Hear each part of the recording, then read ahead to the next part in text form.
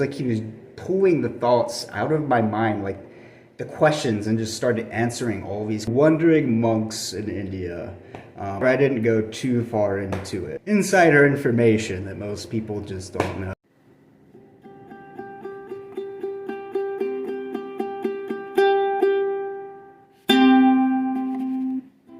And let's get started. All right, so this is a paranormal show, essentially. However, I'm also going to be going into just different explanations about the phenomena we witness, the things that are happening in the world today. I'll be getting into like different spirituality topics. But essentially, I'm going to be talking about the paranormal, and eventually may even go on a search to see what I can find, because I have had experiences that are questionable and definitely supernatural experiences. However, I haven't like personally seen like Bigfoot or a werewolf or anything like that, and I'm still skeptical. I'm still skeptical. Okay, so I forgot how to talk. So I plan on basically doing this channel to explore supernatural phenomena. Good and bad. The good, the bad, the ugly, all of it. Because that's the world we live in. It's a very multifaceted world with many different nuances, many different personalities, and many different beliefs. And they all kind of intertwine and intermingle, and we all are sharing this reality. But I feel like there's other dimensions that kind of interplay into this reality. And by that I mean like I used to be agnostic, right? I used to go to like science to explain everything, which makes sense because it's the most logical like way of thinking, essentially, is science. But even then, there's still things where there's no explanations, and you can go into like theoretical physics, and then you can use that to start explaining all different kinds of things. You got quantum relativity, one atom's here, one atom's here. How does this one affect the change in this one, where it could be like thousands of miles apart or a whole universe apart, but it's an instantaneous change. Quantum relativity. It's I think Einstein theory, actually. And then there's the idea that there's higher dimensions. So what if there's the possibility that, like, since we're only three-dimensional being or fourth-dimensional being, whatever, living in this reality, why, like, if there's a higher dimensional being, we wouldn't know because we don't have the we don't have the faculties to perceive it.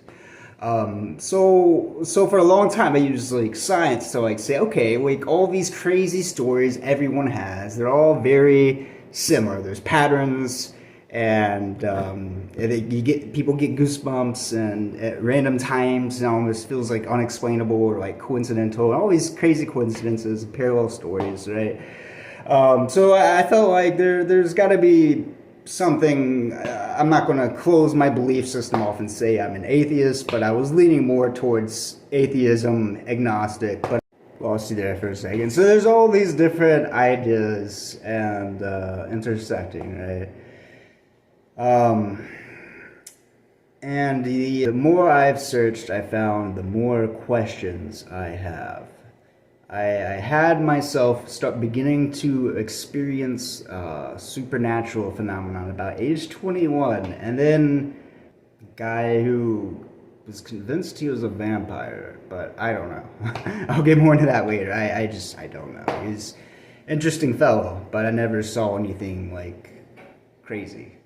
So like nothing that was like, all right, proof. That's But there was things that were like, well, this guy is interesting. He's definitely had some curiosities. I'll explain more about that in another show, and I'll get into different spiritual beings, like shadow type beings, and just a wide variety of just odd experiences and these synchronicities and coincidences. And that eventually led me to go travel to India, where I ordained into a tribal sect of spirituality, Eastern. All these experiences, and they brought me to India, and I ordained. into a tradition there for a while, for some time, and then left that tradition. Also, I traveled and had many things happen, and I had a good experience. And that's what I want to start the show off on, as a good experience. So now I'm getting to the story that I have in this show. So the story is I traveled to India. I met these different spiritual guys who taught me different things, left and went to different areas and places, and even had a motorcycle at one point, crashed it. But it was fine. I was still walking after that, limping, but walking fine, and healed very quickly. And I found myself in Bodh Gaya, which is where all the Buddhists are in India, basically. That's where the Buddha, I can't remember if he was enlightened there, or if it's where he first taught, or it's not where he's born. That's like Lucknow, India, or somewhere like that. Anyhow, it might not be it. I can't remember at the moment, but though, so I was traveling in India, and after some of these experiences, I realized like everything is not what I thought it would be, and I was just like in this kind of like adrenaline, like angsty mindset, just like I don't know what to do. So I was speeding through India in a motorcycle, just going as fast as I could, and luckily the motorcycles don't go that fast. But I was just acting like a madman at the time. And eventually it got slowed down because I crashed and whatever. And I was in Bodh Gaya for a while, and then I saw this monk. He a gray robe monk, which is unusual. Most monks don't have gray robes in India or anywhere that I'm familiar with. It's not a norm. And he stood out immediately. He's very tall, and he's American in India. Which you don't see many American monks in India, or white nationality people. He was American. So he stood out, and I just, eventually, he struck me as like something that stood out. And I was like, huh. And then one day I just somehow I forgot how the conversation started, but we got into a conversation. I think I asked him what he was doing or something, and we found ourselves then sitting next to a lotus pond. It's like a swampy area, very swampy, but there's beautiful flowers that come out, lotus flowers, which is a symbol of enlightenment, actually, if you didn't know. And I thought that was actually very, I'm looking back, as a very kind of mystical, tranquil environment. You know, Bodh Gaya, one of those sacred places right next to a lotus pond, but it was like dirty and trashy. There's trash everywhere. It was dirty because it's just, the streets weren't very clean. So it's got this mystical feel to it, but at the same time, it's just like poverty everywhere. Like serious poverty. Some things I'm not going to mention right now, but I'll get into other videos that just pained my heart. But it was a beautiful culture. Really suggest going if you ever get the chance. It's very, very, very interesting culture. Very amazing. There's a Mark Twain quote. I think he said, "Everything that can be experienced has already been experienced in India," or it's got something similar along those lines. So I definitely suggest going, whatever your spiritual venue is, whether you're Christian, Buddhist, Hindu, or something completely different. Good experience. It's always good to open your mind, learn from other cultures too. So I was traveling, and then stayed for a while, met this monk, and then we were having a conversation, and he just, all of a sudden, it's like I had all these questions already in me, and like they were just there, but like I didn't have instant access to like these specific thoughts at that moment. It was like he was pulling the thoughts out of my mind, like the questions, and just started answering all these questions without even me having to think about the questions. But they're like these questions I already had internally, and you just begin answering one after another, going into a continual explanation. Very like professor, like I think he's from Ohio or somewhere, but he had been a monk for about 12 years, I believe. That's, if I remember correctly, and he was a Krishna monk, so he wasn't a Shiva monk or a Siva monk, which is the sadhus mostly worship that particular being, rather than Krishna, who they also show great altitude, but most sadhus are more aligned towards Shiva and not Krishna. However, which was better, worse, or better, good or bad. That's up for you to decide. So, anyways, but he had all these answers, and then I noticed like we were right next to the swamp, right? So there's all these mosquitoes. It was about 7 o'clock in the evening.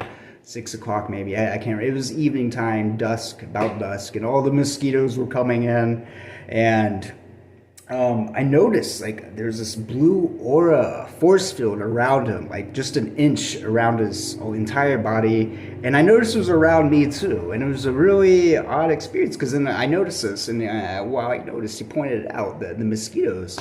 It's like, yeah, they don't really bother you after a while once you get used to them or something like that. He casually pointed out the mosquitoes to where basically I think to where I noticed that like none of them are biting us. And there's literally hundreds. I mean, potentially 1,000 or more mosquitoes. Probably not that many, but hundreds for sure. I would bet over 100, like multitude of hundreds. And they're all like hovering really close. Or like, when their foot, like, it's like they're all trying to get to my arms. But they're all like bouncing away from an invisible energy force. And none of them would land on my arm. Like, none of them bit me that I remember. And I don't even think any of them actually landed on me. Or if it did, it like immediately just off. Like, it was a force field. It was insane. And whether that was like some kind of chemical thing happening in my body or it was just like a natural repellent, I can't say that it was that. It wasn't that, but I wasn't wearing mosquito repellent, and I don't think this guy was, and we both had the same experience, and I saw the aura, so I thought that was really cool, and that kind of like, because I heard about these experiences of like just different things such as that, and I read in a book about an autobiography of yoga where there was a meditation master who could just keep the mosquitoes off of them through thought. Through pure will alone. So I got to directly experience that. And that is some of the good side about this spiritual walk. But there also is the other side. There are demonic attacks that happen, or whatever you want to call it, different spiritual beings, or you could call them energies, maybe a higher dimensional life form that we don't quite understand. That are somehow interplaying in this world, which I've come to believe are actual spirits, not just residual energies, but there are residual energies too. But there's a lot more at play, and the Buddhists all teach about these spirit. Like most Buddhists who are well practiced eventually become to where they're not as much agnostic, but more aligned towards like afterlife as. Like the idea of reincarnation and everything. I'll leave y'all with a good story, and then I'll continue on more later on about my experiences. What will I share next? Maybe the vampire story. Maybe the Tennessee story where they try to, like, it was like a cult kind of thing, and they try to get me to bury a dead animal, and then it was just very strange blood.